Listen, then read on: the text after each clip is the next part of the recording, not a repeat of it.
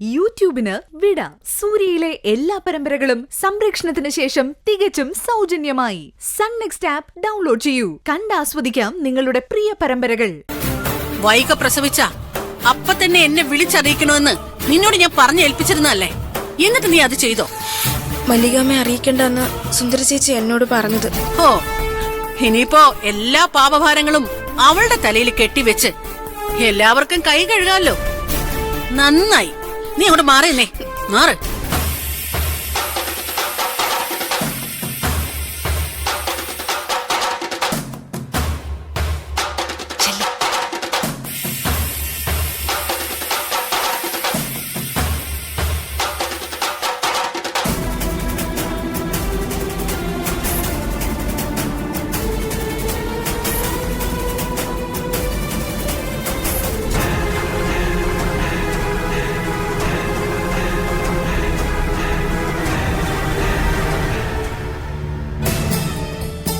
എന്റെ പിന്നാലെ രണ്ടാളും കൂടി എങ്ങോട്ട് പോകാൻ വരുവാ? ആരും എന്റെ കൂടെ വരണ്ട. എനിക്കേ തനിച്ചു വേണം അവരോട് സംസാരിക്കാൻ, കേട്ടല്ലോ?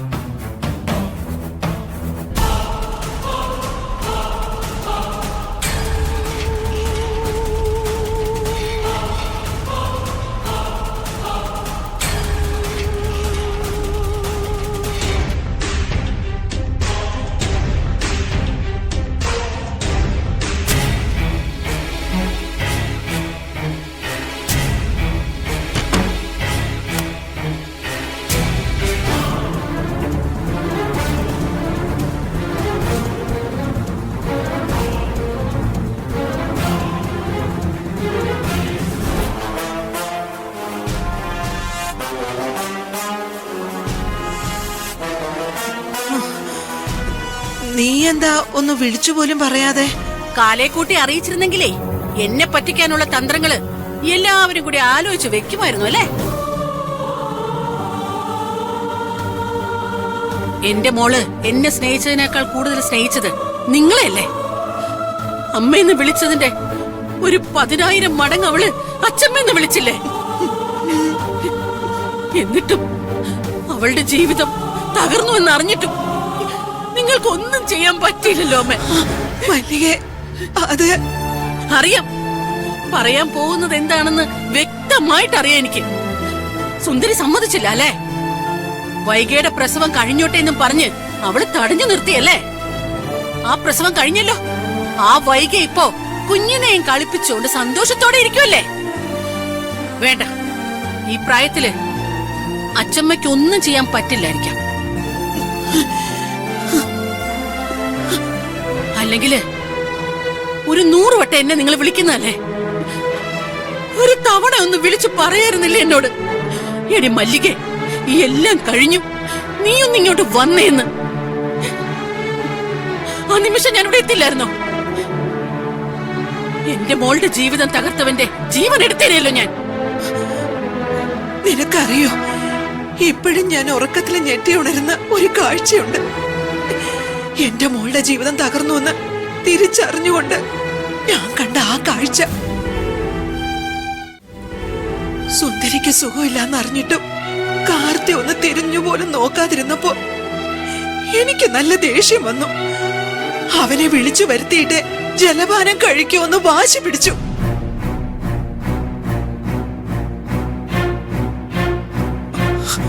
അപ്പോ ശ്രീദേവിയുടെ വായിൽ നിന്ന് അറിയാതൊരു വാക്ക് വീണുപോയി. അവൻ വൈകയുടെ വീട്ടിൽ പോയേക്കാണെന്ന്. ആ സമയത്തും ജോലിയെന്നും പറഞ്ഞ് നടക്കുകയാണെന്ന് കരുതി അവനെ പോയി കാണാൻ വേണ്ടിയാ ആരോടും പറയാതെ ഞാൻ വീട്ടിൽ നിന്ന് ഇറങ്ങി വൈകയുടെ വീട്ടിലേക്ക് പോയത്.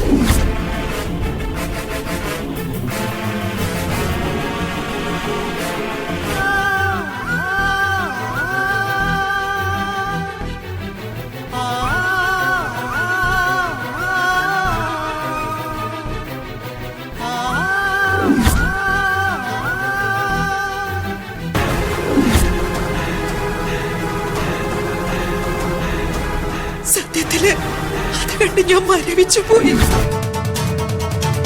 എടാ പരമദ്രോഹി, എന്ത് തോന്നിയസടാ നീ കാണിച്ചത്?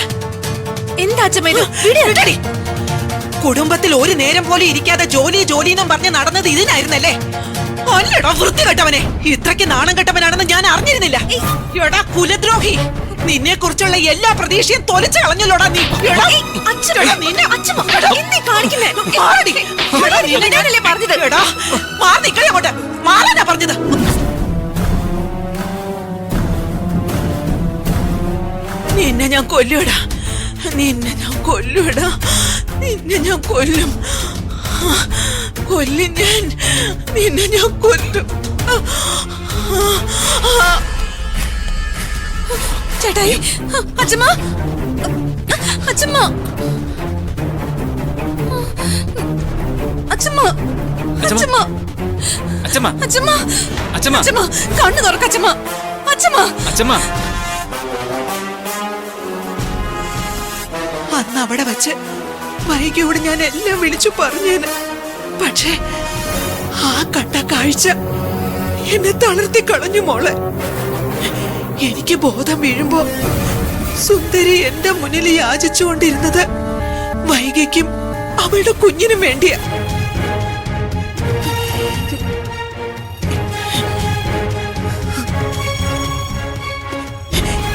എനിക്ക് പറ്റിയില്ല. നീ എന്നെ കുറ്റപ്പെടുത്തിക്കോ, എന്ത് വേണമെങ്കിലും പറഞ്ഞു, എല്ലാം കേൾക്കാൻ ഞാൻ ബാധ്യസ്ഥയാ. അപ്പോ അച്ഛമ്മ അറിയുന്നതിന് മുന്നേ തന്നെ കാര്യങ്ങളൊക്കെ കൃഷ്ണനാങ്ങൾ അറിഞ്ഞിരുന്നു അല്ലേ?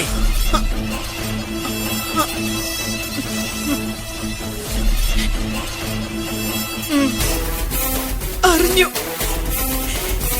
എന്നിട്ട് എല്ലാവരും ചേർന്ന് എന്നിൽ നിന്നും അത് മറച്ചു പിടിക്കുകയായിരുന്നു. ഒളിച്ചു പിടിച്ചോ മറച്ചു പിടിച്ചോ എന്നല്ല എനിക്ക് അറിയേണ്ടത്. സത്യങ്ങൾ അറിഞ്ഞിട്ടും ആങ്ങളെ എന്തിന് കാർത്തികിനെ വെറുതെ വിട്ടു? അതിന് ഉത്തരം എനിക്ക് വേണം. കൃഷ്ണൻ കാർത്തികിനോട് ക്ഷമിച്ചു എന്ന് നിന്നോട് ആരാ പറഞ്ഞത്? അവനെ കൊല്ലാൻ വേണ്ടി കത്തിയും എടുത്ത് ഇറങ്ങിയതാ കൃഷ്ണൻ. അവിടെ അവനെ രക്ഷിച്ചത് ആരാണെന്ന് അറിയോ? നമ്മുടെ സുന്ദരി തന്നെ.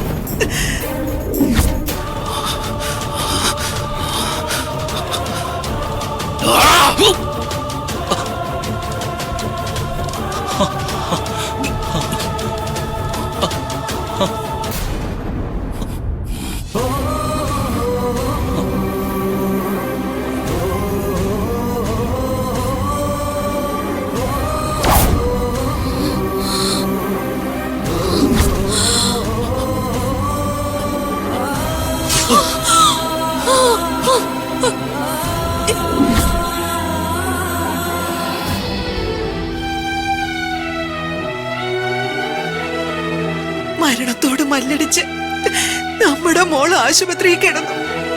അവിടെ വെച്ച് അവളെ കൃഷ്ണനോട് യാചിച്ചത് ആരോടും ഒന്നിനും പോവരുതെന്ന. കൃഷ്ണനിൽ നിന്ന് സുന്ദരിക്ക് കുത്തുകൊണ്ടതുപോലും ഞാൻ അറിയുന്നത് ഈ അടുത്ത മോളെ. ഇത്രയൊക്കെ നടന്നിട്ടും ഒരക്ഷരം എന്നെ വിളിച്ചു പറയാൻ ആർക്കും മനസ്സ് വന്നില്ലല്ലോ അല്ലേ? അബദ്ധത്തിനാണെങ്കിലും എന്റെ മോളെ കുത്തിയല്ലോ ആങ്ങള. അവളെ കൊന്നുകളയാതിരുന്നത് എന്താ ആങ്ങള? എന്റെ മല്ലിക, നീ ഒന്ന് അടങ്ങ്. അടങ്ങില്ല ഞാൻ, അടങ്ങാൻ പറ്റില്ല എനിക്ക്. കാണിച്ചു തരാം ഞാൻ എല്ലാവരെയും. മല്ലിക, മല്ലികേ, ഏട്ടനത് മനഃപൂർവ്വം ചെയ്തല്ലോ. അങ്ങോട്ട് മാറി നിന്നെ. മല്ലികാമ്മേ, അച്ഛനോടൊന്ന് പോയി ചോദിക്കല്ലേ. കൈവിട്, ഉപദേശിക്കാൻ വന്നേക്കുന്നു. അമ്മേ, ഒന്ന് ചെല്ല്, വാ.